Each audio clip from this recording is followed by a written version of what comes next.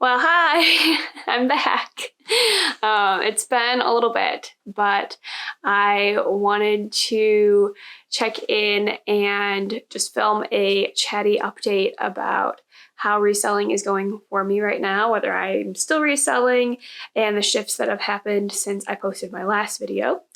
That video I filmed the day before my second baby was born, so yeah, he's almost 9 months, so it's been a little bit, but yeah, I miss kind of sharing my process here, so just wanted to fill you all in. So the reason I started this channel way back when I did, we're going on, yeah, it was 18 months ago now, which is crazy. I've been reselling for 1.5 years.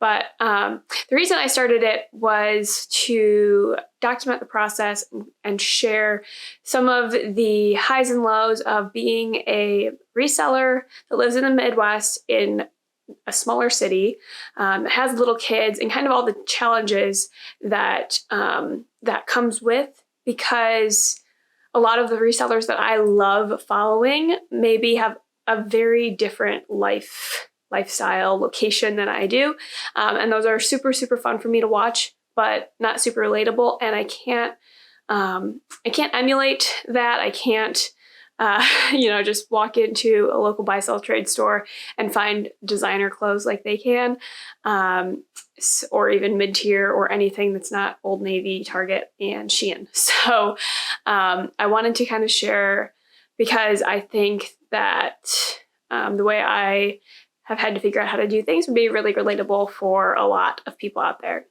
So right now, I still live in the Midwest in the same small city. I have 2 little kids, and I am 1.5 years in. So I feel like I've hit a groove where I'm not investing nearly as much energy into reselling as I was back when I started, which is a really nice place to get to, especially with 2 little kids. It's been very freeing for me to be making money, but not be investing tons and tons of time and energy into building bigger and bigger and bigger like I had to do at the beginning for those first few months. So some things that have changed since I last filmed a video are I'm finally paying myself, which is a big deal. I don't think I had given myself a paycheck as of the last video I posted back in December.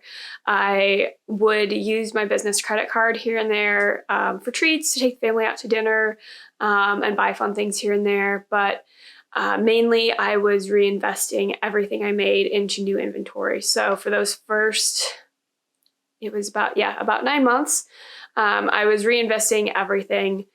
All my profits were going into new inventory. And then starting in January of this year, I started paying myself on the first of the month. And it's not by any means a full-time income, but it pays our mortgage. So that was the goal that I had. So I'm paying myself on the first of every month, and it's August now, almost September, and I've been able to make that amount every single month, or make that amount of extra profit every single month while still being able to reinvest into inventory. That's been just really amazing to have found a job like reselling, where I totally get to decide which hours I work and when I work them, and not really answer to anybody else. Another change that I've made to my business is that I am online sourcing 99%, if not 100% of the time. I don't know the last time that I picked something up in person to sell. I've slowly been moving this way, and when I just had my one child, we would go thrifting, buy-sell trade stores mostly, or Nordstrom Rack here and there, and buy some inventory. But those double strollers just don't fit well in thrift stores. So I have not done that in a very long time. And I have shifted my business to a point where I'm very picky about the inventory that I want to purchase and what works best for me. And my goals is to order online anyway. So that's just another level of being super flexible, not being tied down to any specific times or places, and being able to fit in work whenever I can and whenever works best for me and my family. So that's been really cool. I estimate that right now I'm working 8 to 10 hours a week on reselling. I've kind of gotten to this place where I'm photographing for 3 hours or so about twice a month. So that's kind of my big push for photographing. And then I list items throughout the week as I can. I've been listing about 40 items a month, most months. And then obviously I just fit in shipping whenever things ship out. So on the whole, there's weeks where I spend more than that 8 hours or weeks where I spend much less. But I think the average, I would say I'm kind of working between 8 and 10 hours a week most weeks on reselling tasks. Another thing that has stayed consistent for me this year is that I've kind of found my niche of what I like to sell, what kind of inventory I like to sell. If you look in my Poshmark closet, probably 20 to 30% of that at any given time is one brand, which I'm not going to say, but it's not that hard to figure out. So you can definitely go look at my closet and see. But I've really found just what works for me, what I'm able to source consistently and sell for the profit goal that I have. So that brand is my baseline. I'm learning more and more about it all the time, which styles work really well, where my buy-in limit is and how much I am willing to sell it for, or what kind of offers I'm willing to take to hit my goals. So that has just been a very consistent seller for me this year and kind of just been my base. And then from there, I'm always trying new brands just to see how they perform, what it's like to source them, where sourcing is good for those. So that brand is kind of just like my base, and I'm always sourcing, always selling that brand. And then on top of that, because of the consistency of how that brand performs for me, I'm able to test out other brands and other things. I have tried out the designer shoe thing. I've sold a few pairs of Louboutins this year. I don't think that's for me. I just really, really hate photographing, storing, and shipping shoes. The profits are there. I mean, I think Louboutins specifically are pretty saturated, but there's so many successful sellers that are in that niche that are doing really well. And I wanted to test it out and see what it's like, and realized that I don't love it. So I will probably not shift all my energy there, but fun to try out. And then, yeah, I'm always just kind of working in different brands, doing research and testing things out. In the future, I know I want to find more consistent sellers just because of the nature of how supply and demand works. The brand that's really, really working for me right now is probably not going to be working as well in 2 or 3 years. So I need to not get too complacent just selling that, because I know I'm going to wake up one morning with a bunch of that inventory and nobody is going to want it as much as they do now. So I am always on the lookout for the next niche. But it's really worked for me this year and allowed me to work less, put in fewer hours, devote less energy to building, and just kind of ride this wave. In July, I had my biggest flip ever. I sourced this Kate hobo bag on Poshmark, probably end of May, beginning of June. I found it on a whim. Once in a while, I will check this brand and see what's new in.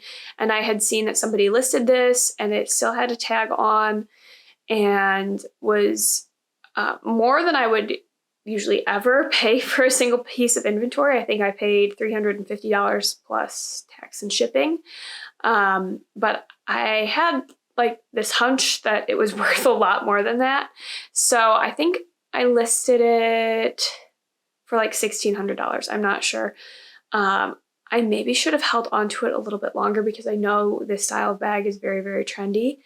But I got an offer in July for I think $900, and I was hoping to at least double the money I invested in it. So I countered, or maybe I was about to counter, and they changed their offer to $1,000, and I went ahead and accepted that. So yeah, my sale price was $1,000, and after taxes and fees, I profited $400 on that sale. So that was on eBay. I do have returns turned on for eBay, and I've now waited the full 30 days, and they haven't returned it, which I was really afraid was going to happen just because it was kind of too good to be true. I know a lot of sellers sell things for $1,000 every day, but for me, that was a pretty big deal. So yeah, that's my biggest flip to date. I invested about, I think, $380 originally and made $400, which felt really good and really helped my numbers last month.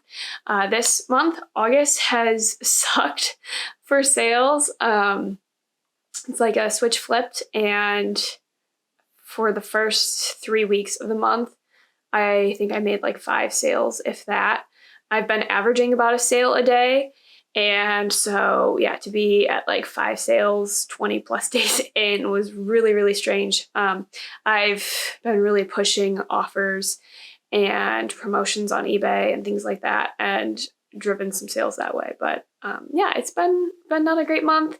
I've hit where I need to hit to be able to pay myself, but I definitely had to cut back on sourcing in order to do that. So last year, Q4, which we'll be going into in October, was really amazing for me. And I think typically it is for resellers. So I want to be very well prepared for that in order to maximize what I can get out of it.